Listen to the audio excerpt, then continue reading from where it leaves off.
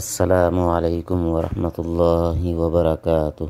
معزز ناظرین و سامعین کرام، امید ہے کہ خیر و عافیت کے ساتھ ہوں گے۔ آج جمعے کے متعلق آپ کے سامنے چند معروضات آپ کے گوش گزار کرنا چاہتا ہوں۔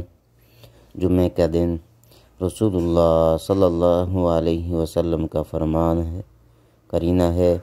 جمعے کا دن تمام دنوں کا سردار ہے اور اللہ عز و جل کے نزدیک سب سے بڑا ہے، اور وہ اللہ عز و جل کے نزدیک عید الاضحیٰ اور عید الفطر سے بڑا ہے۔